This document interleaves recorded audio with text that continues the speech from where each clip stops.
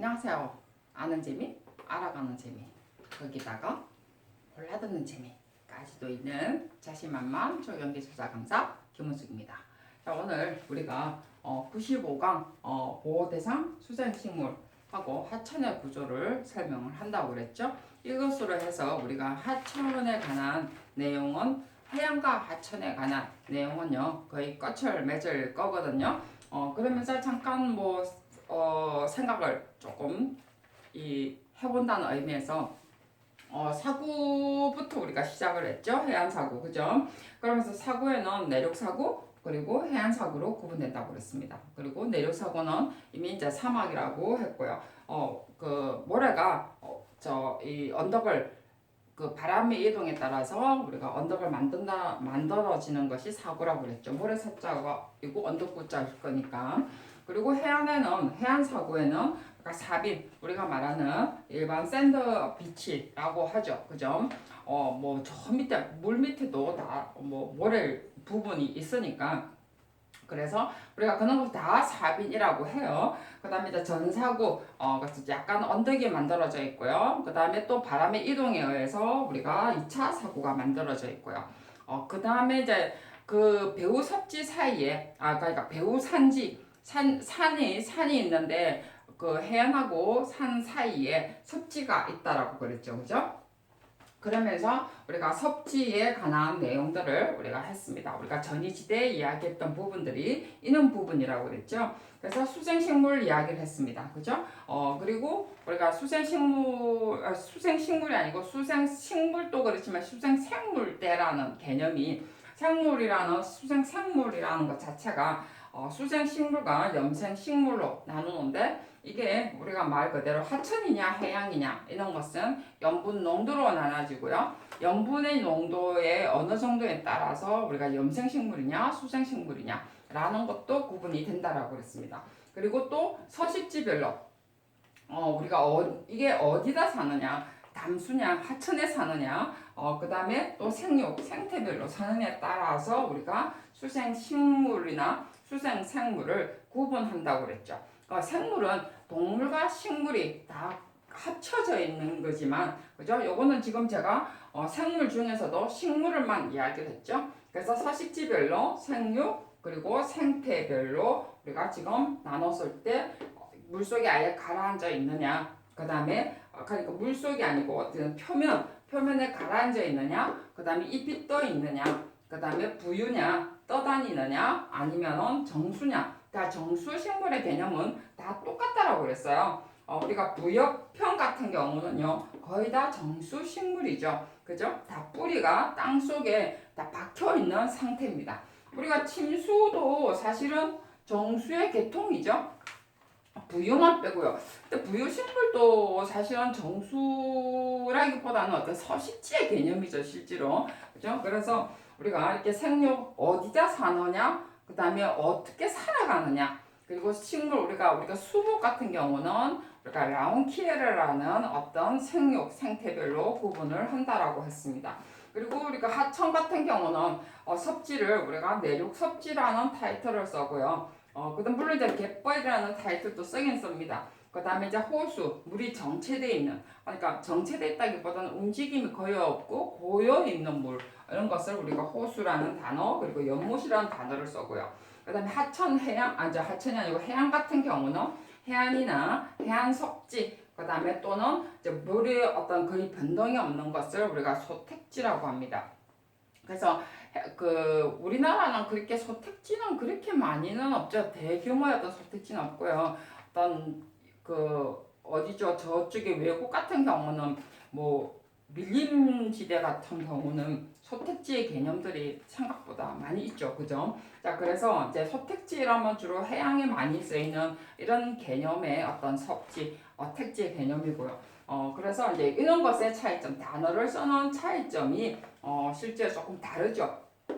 갯벌하고 우리가 섭지하고는 또 우리가 조금 다르게 쓴다고 그랬죠. 그지? 물이 얼마만큼 담겨 있느냐. 옛날에는 섭지는 무조건 다 물이 차 있는 곳 이렇게 이야기를 했거든요. 근데 갯벌 같은 경우는 물이 들어왔다 나갔다 하는 개념이고 섭지는 물이 늘 차여 있어서 넙이라는 어떤 개념. 갯벌도 넙은 넙인데 그죠? 그래서 물이 얼마만큼 365일 차 있느냐, 차 있는 상태냐에 따라서 또 구분을 하기도 합니다. 그래서 단의 의미가 약간 많이 틀려요. 근데 단지 이제 물의 차이, 그리고 물의 농도, 염분의 농도의 차이에 따라서 이렇게 구분을 많이 한다고 그랬죠. 염분 같은 경우는 2.8에서 3.5%에 우리가 미만일 때는 하천, 그 다음에 이상일 때는 해양의 어떤 개념으로 본다고 그랬습니다. 자, 오늘의 내용은요. 물론 이제 여기서 우리가 여기 지금 그 보호하기 위한 어떤 보호 방법, 복구 방법도 나와 있었더랬어요. 그죠? 같이 하고, 그 다음에 보호 방법, 그리고 거기에 관한 어떤 기준법까지도 저희들이 한번 살펴봤고요. 그까지 하면 너무 기니까 여러분들이 있었다라는 것 정도 아시면 될 것 같고요. 자, 오늘은요, 95강 마지막 어떤 하천 해양에 관한 마지막 강인데 보호 대상 수생식물과 하천의 구조입니다. 자, 보호 대상 수생식물 이런 것은요, 여러분들이 정리를 해놔셔야 된다는 거죠. 이게 이제 말 그대로 정리를 왜 해놓느냐 하는 거예요. 이런 것은 실제 나중에 시험 치기 이틀 전, 2, 3일 전에 여러분들이 외우셔야 되는 부분입니다. 시험 칠 때 몇 종을 적어라, 수생식물 몇 종을 적어라, 뭐 이렇게 한다든지 그런 시험이 꽤나 나오죠. 그죠? 그렇기 때문에 그런 부분들 때문에 외우셔야 된다는 거죠. 근데 여러분들이 지금부터 뭐 시험 치기 한 두어 달 전부터 막 외우시더라고요. 그래서 지금 굳이 외우실 필요는 없다라는 것을 말씀드리고 싶고, 그 다음에 우리가 정리를 할 때 이렇게 외워야 되는 것은 별도로 정리를 하셔야 됩니다. 저는 이런 것을 포스트잇을 많이 이용을 하죠.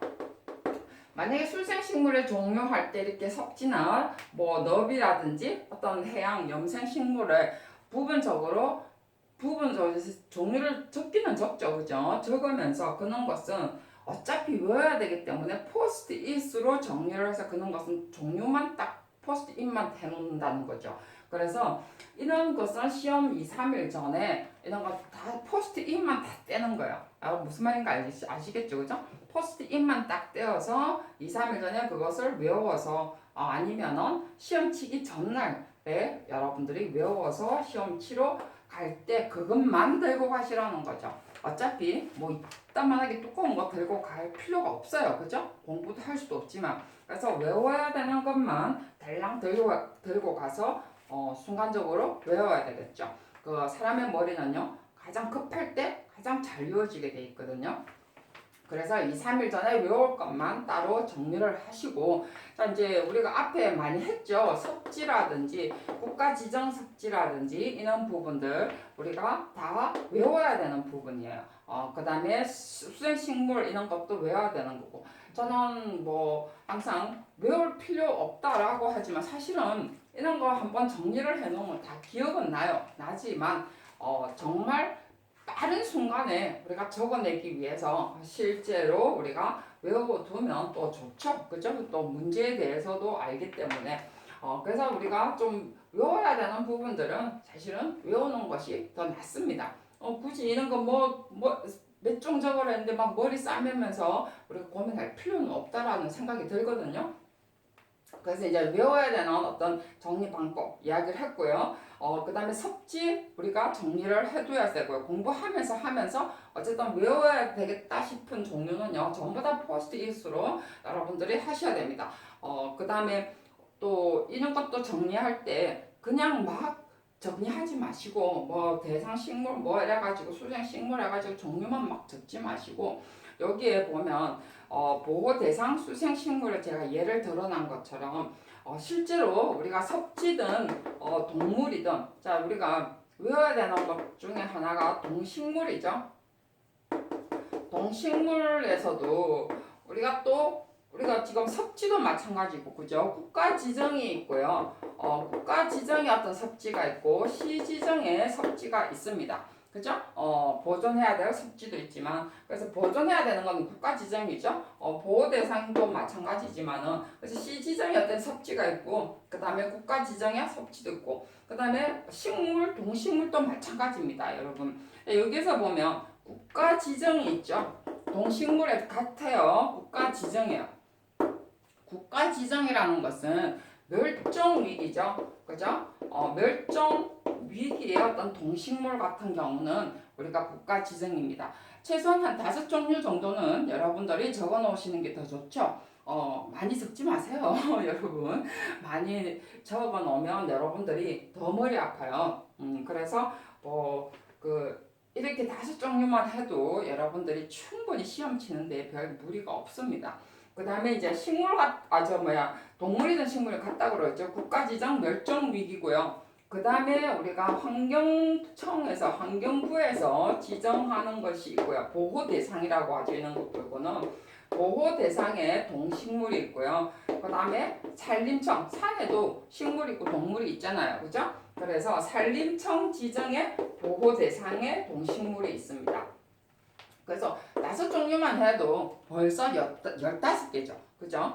그래서 이제 이런 것 정도, 섭지도 마찬가지고, 섭지 같은 경우는요, 위치로 여러분들이 공부를 해 두시는 게 좋습니다. 지도를 하나 딱 그려서 우리가 특징부터 시작을 해서 만들어 놓는 게 좋고, 동식물도 이거는 위치보다는 이거는 특징이 좋죠. 자, 어떤 특징인가요? 서식지별, 생육, 생태별. 로 여러분들이 특징을 해두는 게 좋습니다. 왜냐하면 비교하기도 좋거든요. 2학년 비교도 할 수 있도록 환경부, 산림청, 국가지정, 법부터 비교가 되고 서식지 비교되고 생태, 생육이 비교가 되죠. 그죠? 섭지도 마찬가지예요. 그래서 여러분들이 이런 것은 포스트잇에 딱 해서 여러분 딱 봤을 때 비교하기 좋도록, 그리고 비교를 할 수 있으면요 금방 외워진다는 거죠.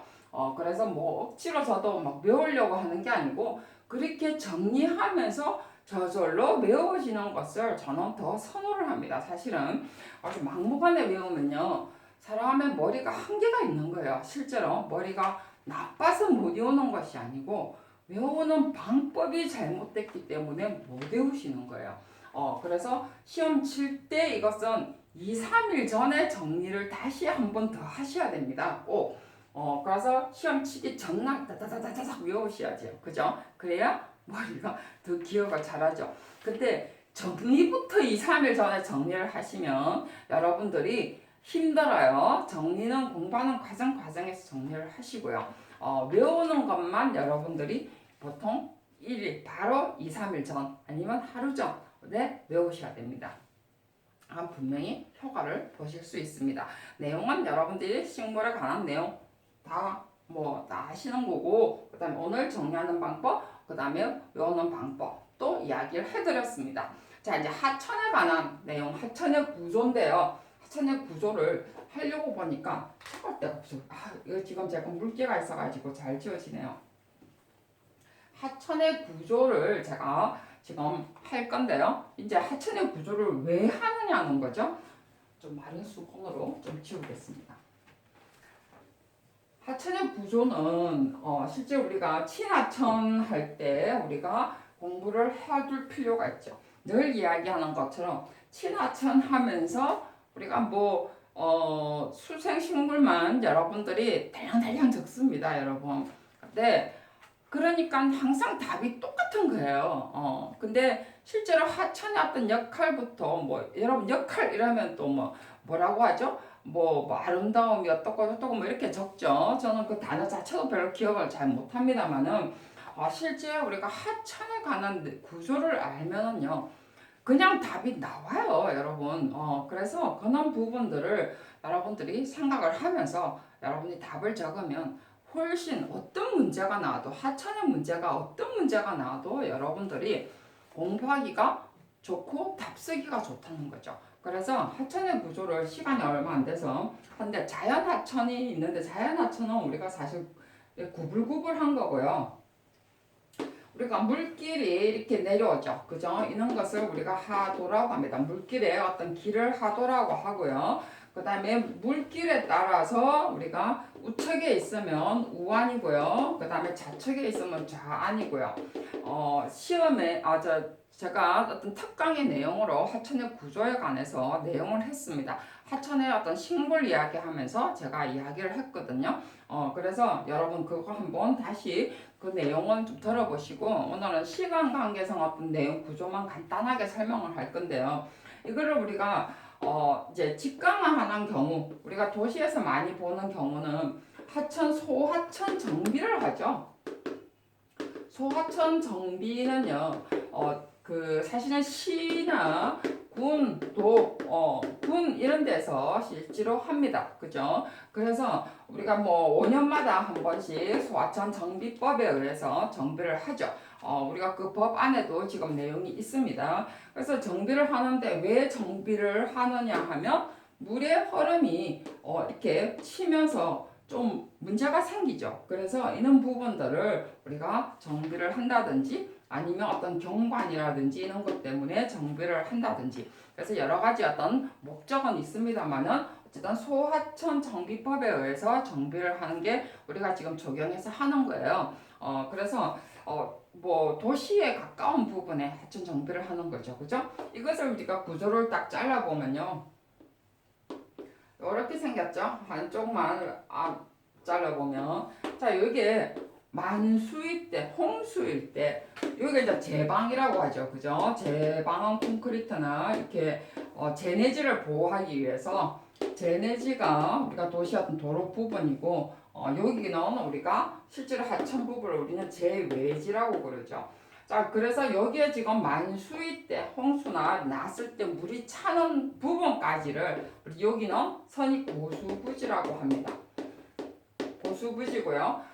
그 다음에 물이 흐르는 곳이 우리가 아까처럼 하도라고 그랬죠. 그죠? 자, 우리 실제 조경하는 곳은, 우리가 그 정비를 하는 곳은 고수부지의 자전거 도로도 있겠지만, 그 다음에 두 번째 단을 많이 하죠. 보호를 위해서. 그래서 하안 보호도, 호안 보호를 위해서 하는 거죠. 물이 들어오고 나가고 하는데, 실제로 고수부지는 만수일 때만 그런 거고, 물이 차고 하는 부분은 우리가 여기 호안이죠. 호안에는 물이 차다 보면 물의 흐름이 있습니다. 그러다 보니까 침식이 생기는 거죠. 그래서 실제로 호안 블록을 하든지 식재를 하는 경우죠. 그래서 호안 블록을 쌓는 부분이 우리가 말 그대로 이 부분이죠. 이게 이제 우리가 말하는 호안입니다. 고수부지 밑에 탄이에요. 이게 호안인데, 호안 블럭을 해야 되는 경우가 있고요. 우리가 KDS 기준에 보면 식물을 하는 경우, 식물로 하는 경우가 있습니다. 자, 왜 하는 거라는 거죠? 아까도 이야기했죠? 물이 평상시에 흐르는 곳입니다. 그래서 물의 흐름이 있다는 것은요, 분명히 마찰이 있다는 거죠.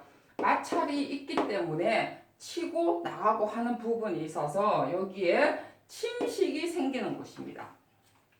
침식이 생기기 때문에 침식을 방지하기 위한 하나의 방법이죠. 그죠? 그래서 우리가 침식을 방지하기 위해서 식물을 심는 겁니다. 그러면 침식 방지하기 위해서 식물을 심으려면 어떻게 하는 거죠? 뿌리가 있는 것을 심어야 되는 거죠. 그죠? 그래서 뭐 버드나무법이든 그 다음에 뭐 때를 심든 뭘 심든 상관이 없어요. 뿌리가 있어야만이 침식을 방지하게 되죠. 뿌리의 기능이 뭐죠? 흙을 잡아주는 기능을 하는 거죠. 그죠? 그래서 침식 방지를 우리가 하기 위해서 뿌리가 있는 겁니다. 뭐 아까도 이야기했죠. 경이 있는 거죠. 경. 그래서 정수식물 이전에 실제로 우리가 경이 뿌리로서 번식을 하는 어떤 식물로서 해준다는 거예요. 그래서 우리가 KDS 기준, 그러니까 설계 기준에 보면 저는 뭐 때 심기, 무슨 심기 나옵니다만은 저는 그걸 이전에 가장 중요한 것은 말 그대로 침식 방지용이라는 거죠. 그것이 알면은 어떤 식물을 심어도 상관은 없어요.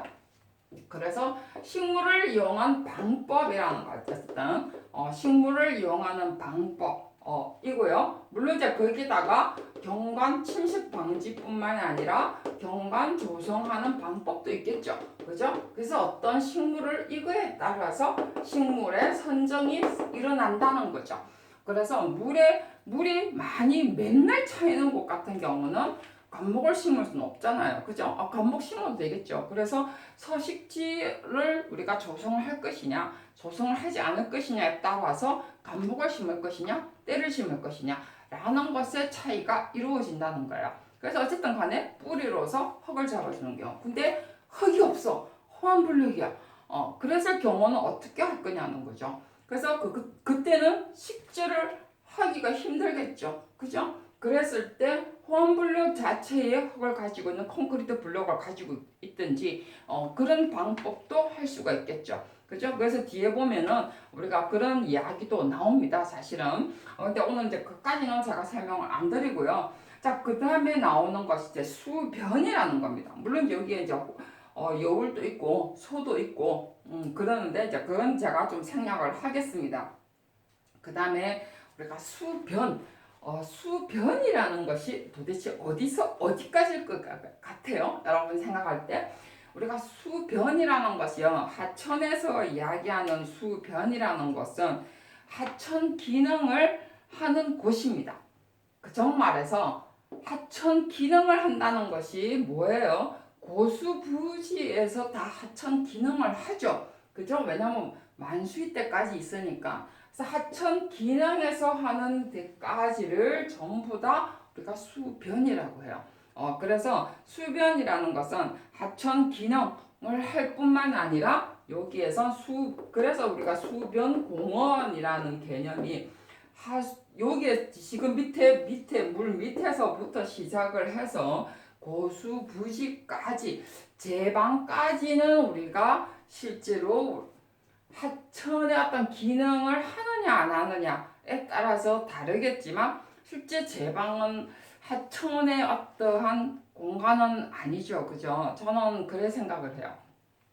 제방은 하천의 기능을 한다기보다는 제내지를 보호하기 위해서 만들어진 뚝이거든요.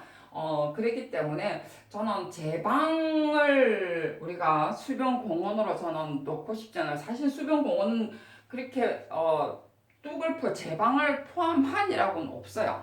하천 기능을 하는 곳을 포함한다. 그리고 이런 공간은 전부 다 동식물의 어떤 서식지 하면서 우리가 길이, 포, 어느 것을 다 포함한 공간이다. 단지 하천의 어떤 구조적으로 하천의 기능까지 하는 것을 수변 공간이라고 한다. 라고 나와 있습니다. 그리고 여기에도 우리가 수변 회랑이라고 있었죠. 하천 회랑이라고 나오죠. 그죠? 하천 회랑이 있습니다. 하천 회랑이라는 것은 여기서 끝까지 만들어지는 우리가 하천으로서의 어떤 저 위에가 아니고 조성되어 있는 곳의 어떤 길이를 서식 공간까지를 다 포함한 그 길이를 우리가 회랑이라고 이제 코리더리니까 그죠?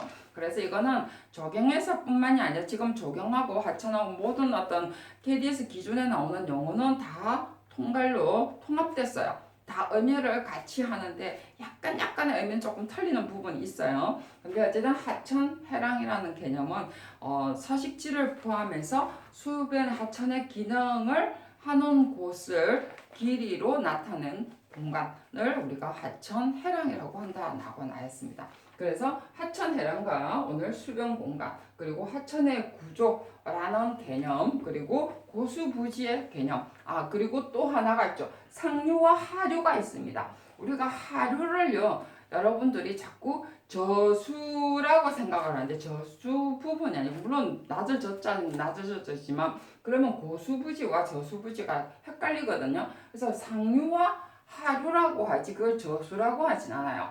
그래서 하류의 공간 부분에 우리가 주로 하류 공간의 중간 호환층에 실제로 우리가 적용하는 부분이죠. 자, 식물로 적용을 하던 호환 블록을 그러니까 이게 이 뭐라고 하죠? 흙이 있는 콘크리트 블록을 다공질 호환 블록을 사용하든 간에 우리는 저류에 있는 그러니까